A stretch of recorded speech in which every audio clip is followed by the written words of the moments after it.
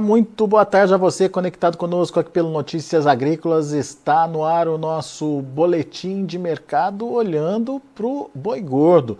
O que anda acontecendo com as negociações do boi gordo, o que temos de novidade em relação à precificação e o que a gente pode esperar em termos de preço mesmo da arroba do boi gordo daqui para frente.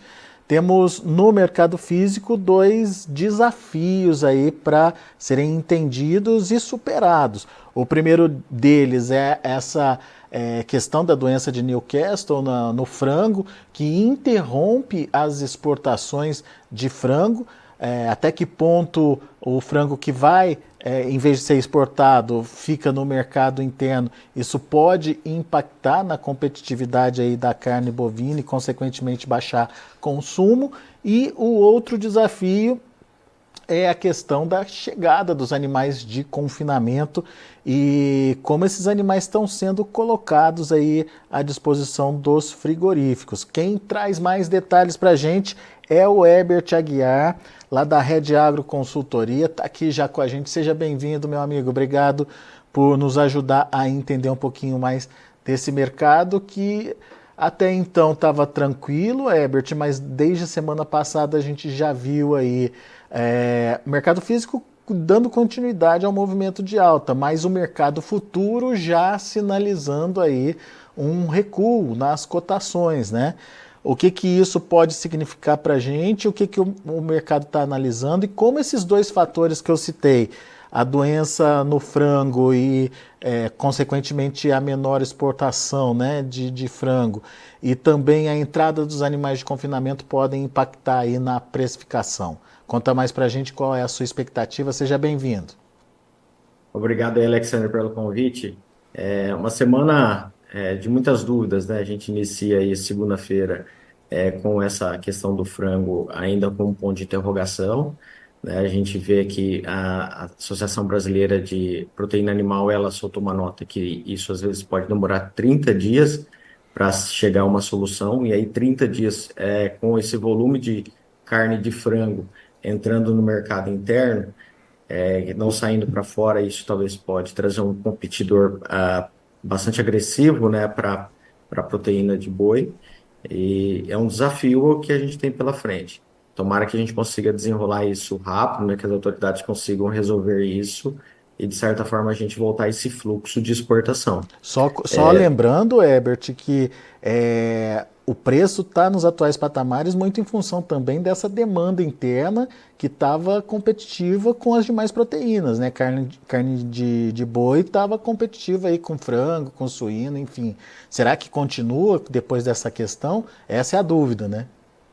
Essa é a dúvida. A gente já viu que tem indicador da carcaça casada de CPEA, a gente já viu um aumento, né, para o boi. A gente vê que os suínos ele vem subindo também ao preço, fruto também de um abate menor. Agora, o frango, né, que ele já vinha de certa forma barato comparado com a proteína bovina, se a gente tiver talvez ele entrando com maior volume, isso pode agravar o nosso consumo. Então, é um ponto de atenção. Tem bastante coisa ainda para acontecer. É só uma preocupação que a gente tem, principalmente olhando aí para o mês de agosto, tá? É, A gente precisa. isso do lado da demanda, né? Agora, quando a gente olha do lado da oferta, tem um outro fator também que é a chegada desses animais de confinamento, né? Isso, a gente já viu agora, julho, bons volumes, né, de boi de confinamento entrando. A gente sabe que esse volume ele tende a aumentar aí para o mês de agosto, setembro, outubro. A conta estava muito positiva, ainda permanece positiva. São difíceis os momentos em que você tem uma somatória de uma reposição boi magro a um preço, às vezes, com baixo ágio, custo de insumo atrativo, custo do dinheiro ainda de certa forma alto, mas entregando, né, uma boa rentabilidade. Toda essa somatória fez com que muitos optassem em levar esse animal para terminação.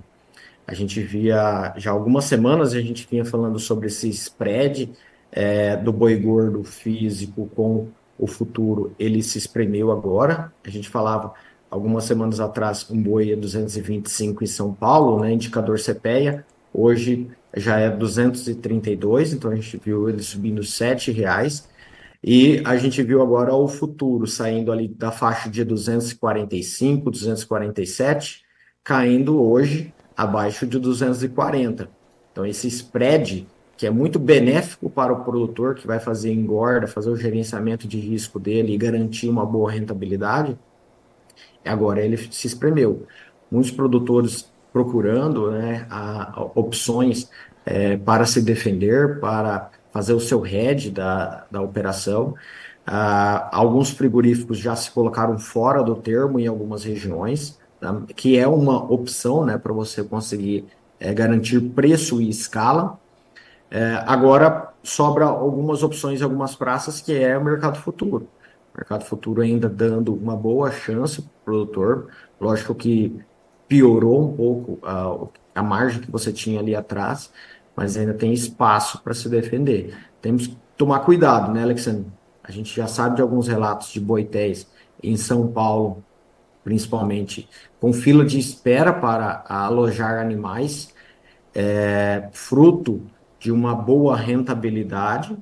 Boi magro, no interior de São Paulo, a gente via a semana passada na faixa de 230, R$ 235 um animal desse, com uma arroba produzida aí na faixa de R$ 200 a R$ 210, então você formava uma boa rentabilidade.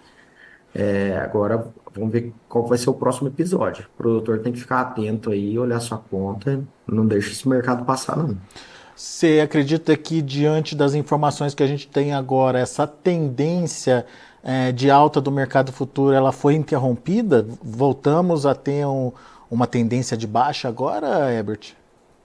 Ainda não é uma tendência de baixo, né, Alexander? O que a gente viu é que o mercado futuro ele não teve mais força para subir. Muitos esperavam os 250 para tomar decisão. A última vez que ele chegou nos 250 foi dia 16 de abril. Depois disso, ele perdeu bastante preço, voltou ali, chegou a 247, 248 e não teve força. O ponto de atenção sexta-feira saiu o relatório do CFTC, que mostra a posição dos players no mercado futuro, e pessoas físicas continuam compradas. Elas aumentaram mão. Quem é do mercado sabe que pessoa física é o elo mais fraco. Qualquer ajuste, às vezes, de pressão, uma corrida, às vezes, para liquidar contrato, começa a pegar os stops dessas pessoas físicas, e aí, às vezes, o mercado ele desaba muito rápido. A gente precisaria, talvez, ver frigoríficos comprando com apetite maior para comprar contrato futuro, para, de certa forma, a gente ver esses preços subindo. E isso Tá? não está acontecendo Então, nesse momento. não está acontecendo. Por quê, né? Vamos pensar o lado do frigorífico, que é um dos grandes participantes desse mercado. Como que o frigorífico ele faz a gestão de risco? Um é fazendo contrato a termo, né? Garantindo a oferta de animal para determinados períodos, garantindo escala para que você tenha uma otimização da sua fábrica e você consiga rodar a operação sem ter ali uma restrição de oferta de animais. Então, ele se garante muitas vezes em parcerias, em boi a termo também. E aí, quando o frigorífico ele compra esse animal, vamos imaginar o frigorífico que já comprou um boi a termo para São Paulo, olhando um boi de outubro a 245, tá? Que já saiu bastante termo nesse preço. Quando ele garante esses 245 e a oferta desse animal, o risco não está mais do preço subir, o risco está no preço cair.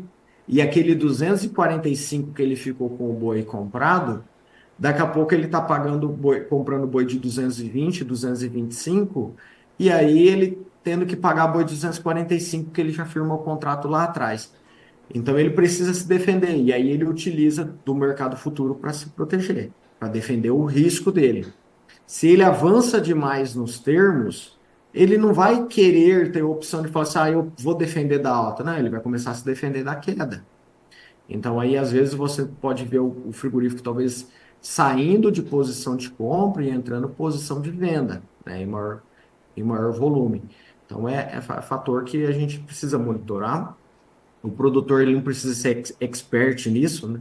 O produtor ele precisa ser muito bom dentro de casa, dentro da fazenda, fazendo uma arroba barata, para entregar para o mercado, mas é de certa forma garantindo a rentabilidade. Olhando, a gente falou da última vez, de nada vale o produtor ficar olhando bolsa se ele não vai lá e faz uma fixação de preço, se ele não define que aquilo vai defender ele, não vai adiantar de nada ele ficar só assistindo o mercado e chegar no dia de entregar a boiada a qualquer preço, né? Então, Ô tomar um Herbert, cuidado, essa movimentação, ela ainda é positiva, então. Já não é a mesma, óbvio, por conta dos preços que a gente viu e dos preços que agora estão sendo praticados no mercado futuro, mas ainda é positiva? Vale a pena ainda é correr positivo. atrás? Com certeza, Alexander. Acho que é importante sempre, né, você diminuir o risco. Então, a gente, no processo de gestão, quando a gente olha para o risco que o produtor tem, será que você tem apetite para vender 100% dos animais que você tem hoje que você tem hoje na engorda a R$ 5 mais barato daqui a pouco? Às vezes R$ 20 mais barato, que você provavelmente já viu esses preços caindo assim. Então divide, né? Divide o risco, parcela isso, faça um pouco, gerencia o risco que você tem. Assim como a gente já gerencia, né, o risco do animal quando a gente coloca no confinamento, fazendo um protocolo sanitário, garantindo com que a oferta dos insumos esteja sendo no momento exato, no horário exato, a gente faz todo o gerenciamento de risco da produção e no momento da comercialização não tem nenhum tipo de gestão de risco. Então, para quem não tenha nada, corre atrás, faz. É lógico que hoje você vai já defender uma margem um pouco menor, mas ainda tem margem. Ainda positivo, Alguns né? momentos, do ano, os produtores nos procuram, Alexandre, e falam assim, e agora, o que eu posso fazer? Agora você pode defender seu custo, porque não tem mais margem na mesa. Então, ainda tem margem, você ainda consegue defender um pouco ela, tem estratégia para isso, vale muito a pena o produtor se antecipar, né? Se você está otimista, tem bastante fundamento, sim, para o boi voltar para patamares de 250. A gente precisa talvez ver uma restrição de oferta para isso acontecer, porque dólar está muito positivo, exportação está indo muito bem. Agora, a gente precisa ter uma restrição de oferta no segundo semestre, né? Por mais que a gente saiba que boi de pasto não entra com grande volume, a gente tem um boi de tipe que entra bastante, diminui a oferta de fêmeas, mas em composição lá com o frigorífico, você aumenta o número de animais macho, e a categoria macho, você tem no mesmo animal, você às vezes tem 7 arrobas a mais É do que mais uma carne, né? fêmea. Mais carne, mais produção, mais eficiência para a indústria. E o boi no confinamento ele tem data de validade.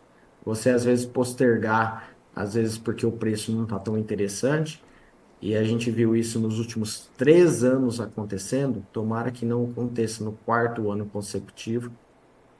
Então se defenda, acho que vale a pena nesse momento, viu, Alexandre? Ô Herbert, você chamou atenção para o boi a termo. O que vocês têm acompanhado aí na Rede Agro em relação a essa questão? Temos a possibilidade de uma contratação maior de boi a termo aí do que se espera? Eu sei que é digamos, um assunto, um tema delicado, porque os frigoríficos usam isso como estratégia, né? Para garantir aí as negociações deles. Mas dá para monitorar ou dá para entender como é que anda essa questão do boi a termo? Sim, Alexander. A gente não consegue saber, né, qual é o volume de animais que o frigorífico fez de termo. Agora, que a gente sabe, assim, o tanto de parceria que ele rodou, a gente viu eles muito ativo no mês de maio e no mês de junho, tá? Buscando parcerias para o segundo semestre. Essas parcerias, muitas vezes, sem preço fixo, sem diferencial de base travado, com a opção do produtor, às vezes, poder travar B3. Então, tem termos diferentes para cada praça e de acordo com cada frigorífico. Tá? A gente viu eles fazendo bastante volume. A gente estima que em torno de 40% a 50% de alguns frigoríficos já foram firmados parcerias e termos. Isso é maior proporção do que foi ano passado. Eles não costumam avançar muito mais do que isso, porque se o preço cai, como a gente falou anteriormente, eles têm condições de comprar mais barato. Então, muito produtor partiu para esse termo. Algumas praças a gente viu como positivo, tá? Isso, só que outras praças a gente vê como algo negativo, por conta do histórico do diferencial de base. Quando você vê algumas praças que têm volumes menores de confinamentos no segundo semestre, a diferencial de base tende a ser encurtado. E aí, a parte boa para o frigorífico é ele conseguir fazer esse diferencial largo, né, em algumas praças, como está agora no Pará, em Rondônia, no Acre, diferencial muito largo. Ele conseguir travar isso para ele é bom. Só que praças mais próximas de São Paulo, como Mato Grosso do Sul e Goiás, para ele, às vezes, esses 9%, às vezes 7%, 5% em algumas praças, para ele ficou interessante. Porque no primeiro semestre do ano, a gente viu o recorde de abate acontecendo no país. A gente viu o frigorífico rodando com planta 100% e o diferencial de base ficou muito curto, né? O preço das bases do interior para São Paulo ficou muito próximo. Então, acho que é um movimento aí que o frigorífico conseguiu fazer agora. Agora ele vai para o game, né? Vai para o jogo. E tomara que, de certa forma, a gente consiga ver preços melhores do que os que foram travados a termo. Ô Herbert, Vai ser bom para quem não fez ainda. isso na prática indica o quê? Uma redução da arroba, uma pressão em cima dos preços da arroba a partir de agora, ou no mínimo uma interrupção, ou ainda assim a gente tem uma possibilidade de alta, mas uma alta mais moderada. Enfim, para onde esse mercado pode caminhar? Mercado físico, principalmente. É uma pergunta bem difícil, né, Alexandre? E a gente sabe que muitas vezes o produtor espera esse tipo de resposta para conseguir daí fazer uma leitura e apostar a ficha dele. A gente tem agora dois caminhos, né? O mercado ele pode sim ter uma oferta talvez mais restrita de animais e isso pode ser positivo para preços. Do contrário, seria uma oferta mais abundante, uma oferta grande de animais vindo para os frigoríficos, e se essa oferta grande chega, o frigorífico vai ofertar preços menores. A gente não sabe qual é o caminho que vai percorrer os preços, né? Isso ninguém tem bola de cristal para conseguir adivinhar. Então, acho que o produtor, para ele sair desse bico de sinuca, que é direcionar para onde que ele vai, ele tem que olhar para dentro de casa e fazer gestão do risco. Se você tem uma margem positiva, antecipe às vezes a comercialização, faça algum tipo de proteção no mercado futuro, garanta aquele preço, né? Construa algum tipo de estratégia, porque essa pergunta é muito difícil de alguém conseguir cravar ela e ter certeza, né? E muitas vezes, Alexandre, o dinheiro que está em jogo não é de quem fala, do produtor que está colocando a boiada no coxo, do produtor que está com boiada lá para ser comercializada. É. Isso é importante da gente destacar que, independente do rumo dos preços, o mercado vai mudando. Quem até semana passada tinha na cabeça aí a possibilidade dessa infecção de Newcastle aí, podendo inundar o mercado de frango com a proteína que concorre com a carne bovina, podendo mexer com a demanda interna, isso não estava no radar, né, Herbert? Mudou de uma hora para outra e, enfim, isso acaba também pesando aí na hora de olhar para o mercado sem fazer as contas e sem críticas também, né? É importante o produtor saber a hora de se proteger e você está alertando aí para esse momento, que não é o melhor, mas ainda é positivo. Esse é um ponto interessante, Alexandre, que você olha o seguinte, essa doença de Newcastle, desde 2006, essa doença não, a gente não tem conhecimento. Agora o seguinte, para o boi, a gente viu a liberação de vacina de aftosa para vários estados, né? Mato Grosso mesmo, vizinho aqui com a Bolívia, a gente não tem mais obrigação de vacinar contra a aftosa.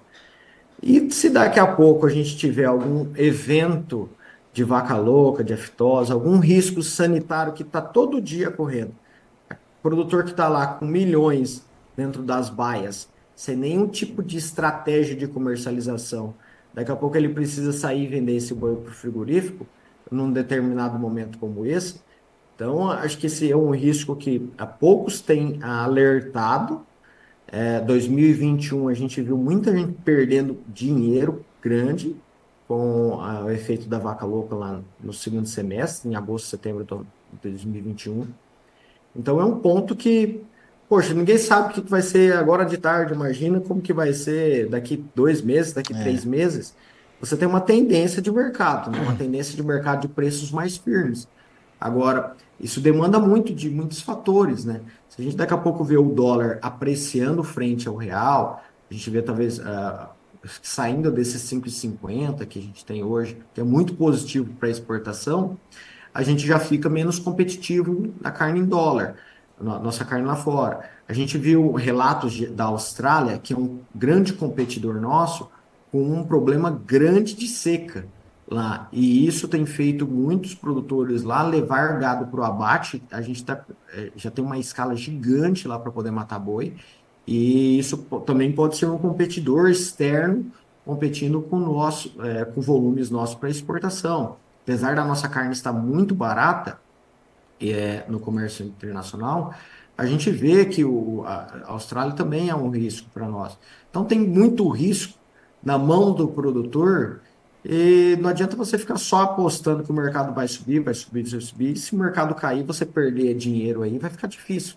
É um ano desafiador, né? A gente vê uma retomada dos próximos ciclos de ciclo pecuário aí, talvez para alta. Muitos apostando que 2025 a gente tenha preços muito melhores. Isso vai ser muito positivo para trazer rentabilidade de novo para o produtor da cria, o produtor da recria e o invernista. Agora, não adianta nada você ficar contando só com o que vai acontecer em 2025 e daqui 30, 60 dias o mercado cair e você não ter feito nada. é Então, isso aí. tem que olhar para isso. Muito bom. Meu caro Herbert Aguiar, obrigado mais uma vez pela participação aqui conosco, fazendo os alertas importantes, portanto, para o produtor, para o pecuarista que nos acompanha. Obrigado por nos ajudar a entender esse panorama que se criou, principalmente com essa questão das exportações da carne de frango, ou pelo menos da suspensão dessas exportações, como é que isso pode impactar aqui no mercado interno também. Volte sempre, Herbert, sempre bom te ouvir. Um grande abraço, Alexandre. Tchau, tchau. Valeu. Tá aí, Herbert Aguiar, Head Agro Consultoria aqui com a gente, fazendo uma leitura bem apropriada aí sobre o que pode acontecer com os preços da arroba. Nesse momento, a gente tem um movimento de alta no mercado físico, mas já um movimento de queda dos preços no mercado futuro. O mercado futuro já precificou o que precisava precificar, ou precisava estimular em termos de produção para o último trimestre, e agora está fazendo essa correção aí nos preços. Mas, segundo o Herbert alertou, ainda nos atuais patamares temos margens positivas e, portanto, fazer a defesa, fazer a proteção aí do seu boi que vai ser entregue lá adiante ainda pode ser uma boa estratégia. Deixa eu passar para vocês como estão os negócios lá na B3 nesse momento, mercado em andamento. O julho, 231,25, caindo 0,02%, sem grandes alterações. O agosto, 234,15, queda de 0,06%. Setembro, 235,40, queda de 0,17%.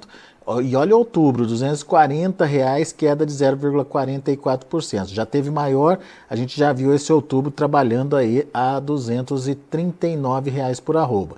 Indicador CPEA fechou a última sexta-feira a R$ 232,30, com queda de 0,19%. São os números do mercado do boi gordo. A gente vai ficando por aqui. Agradeço a sua atenção e audiência. Na sequência tem João Batista Olive com Tempo e Dinheiro. Continue com a gente. Notícias agrícolas, informação agro relevante e conectada.